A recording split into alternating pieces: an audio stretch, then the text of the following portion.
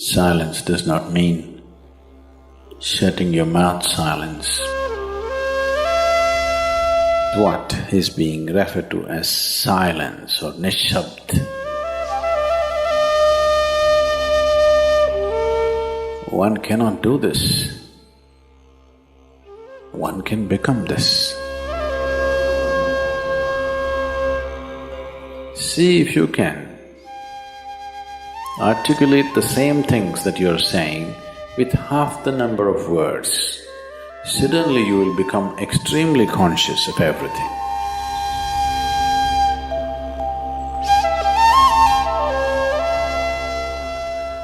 The wind makes its own sound. So does the water.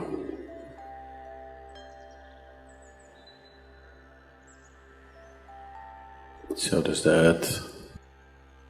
In fact, so does the sky. All the celestial objects are making their own sounds.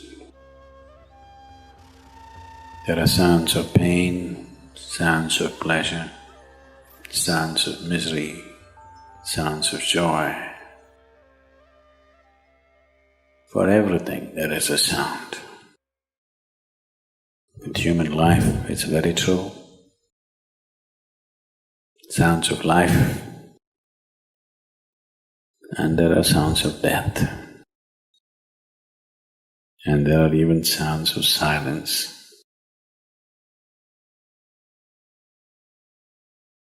So this complex amalgamation of sounds, different kinds of sounds,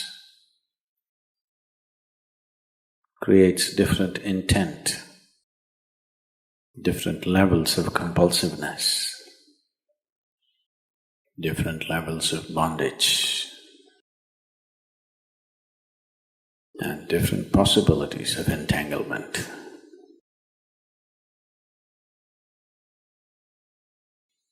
In all this, why one chooses to become silent?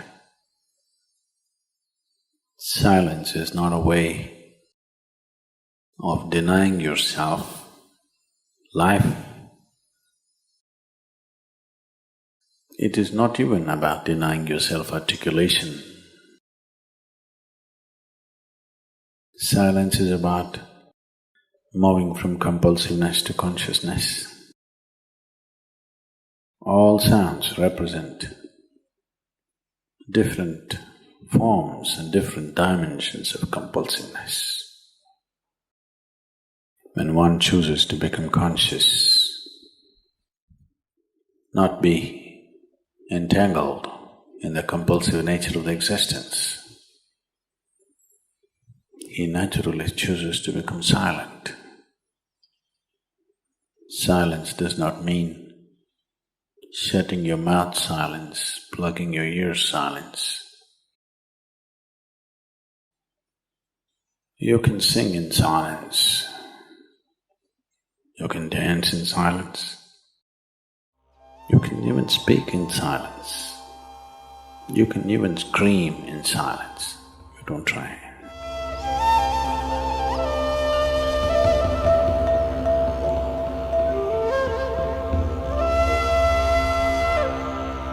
That does not mean when everybody is silent you scream. That is not screaming in silence.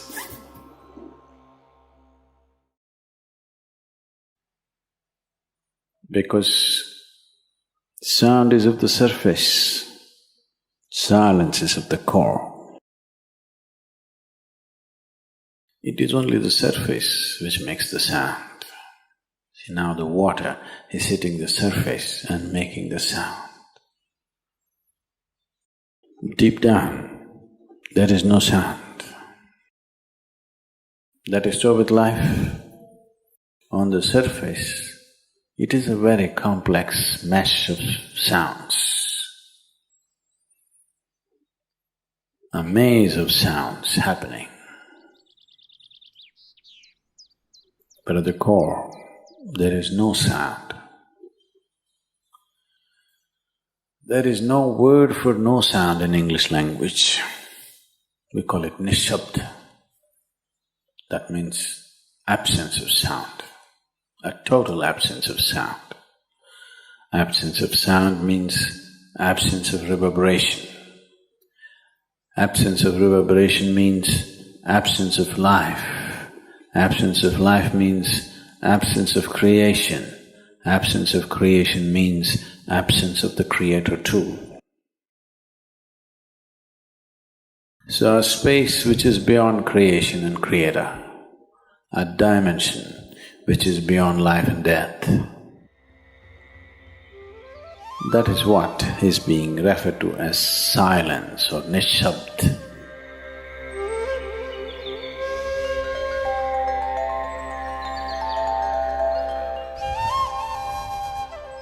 One cannot do this. One can become this. Commonly, there are two words employed to describe this. One is Maun, that means you're practicing silence, you're not silent. You shut your mouth and you're remaining in Maun. This is not nishabd. Maun means you're practicing silence. If you're practicing something, obviously you're not that. Are you life or are you practicing life?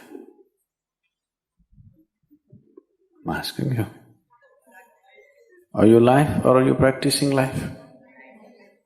Practicing life? No, you're life. Maybe not very well practiced, but you're life. Similarly, there is a difference between practicing silence and becoming silence. Practicing silence starts as a certain restriction, but slowly, as one practices silence, one can possibly become silent. One can become silent in intense activity, but nobody can keep up intense activity forever. Moments of intense activity are only moments, nobody can sustain it. You'll expend yourself. Only if you can achieve it in inactivity, it is sustainable. If something is possible only in intense activity, it is never sustainable. In a very intense and ecstatic moment of singing, somebody may become or taste a moment of silence. But how long can you keep it up? Your throat will tear. And your neighbors may kill you. Possible. So this possibility of coming to silence or becoming silent also means to become still, to become utterly still. Stillness can be achieved in so many ways. If you watch a snake, he's still. If you watch a tiger which is on a hunt, absolutely still, charged but still. These are all different dimensions of stillness practiced for survival. If a snake moves too often, he'll get killed. If a tiger does not know how to be still, he'll never get his food. These are all acts of survival. A human being, for survival, he has to be active. Only when his vision falls upon something which is beyond survival, then he will think of stillness. Then he will understand as he observes himself, as he notices the complexity of one's compulsions. He understands the only way to solve it is to become still. to train this body, to train this mind, to become still.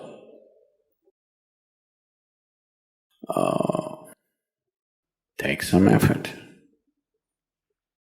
If one is simply blissed out, he will become still. But otherwise one has to work bit by bit, one has to work to bring this body to absolute stillness. Most people cannot hold their body in one place for any length of time. They're all the time in moment.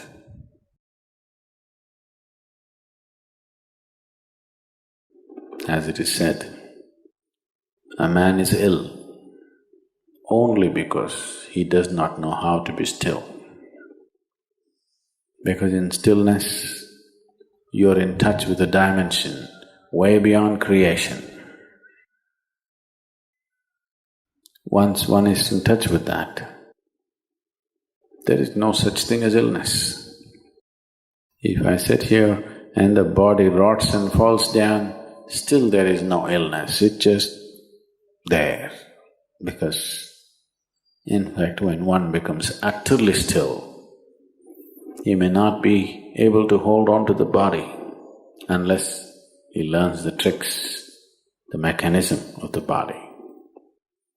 So why should I become still? Will I lose my body? Anyway, you will lose your body. When the time to lose your body comes, if you want to lose it gracefully, then you must know at least a little bit of stillness. If you want to put your body down like you can put this piece of cloth down, with the same ease, with the same gracefulness, then you need to have some stillness in you.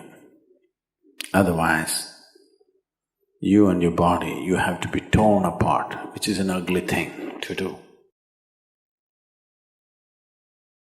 When you're being torn away from your body, it is an ugly and painful thing to do, unless you can keep it down. There's no grace in life. So if one has to attain to that grace, at least a certain amount of stillness has to enter your life. For this to happen, a certain level of silence has to enter your life. If right now it is not coming, at least practicing a little bit of Maun. In an hour, if you're speaking 1,573 words right now, how many more? How many words do you spit out in a minute? 1,573, you're actually doing that many? I thought that's impossible. Okay, I believe you. So whatever number you're doing, see if you can articulate the same things that you're saying with half the number of words. Suddenly you will become extremely conscious of everything.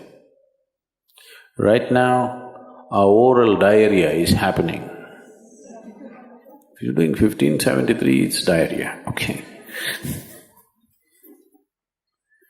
Now, if you have to hold back half the words and still say the same things, now you have to be very conscious, otherwise you cannot say it.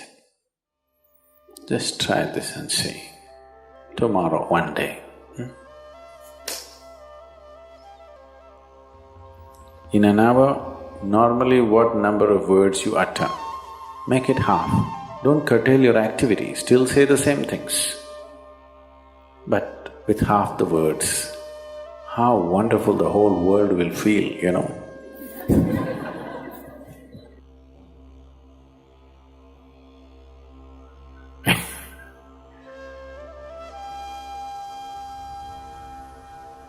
World will be a wonderful place, I'm telling you, tomorrow, if everybody does this.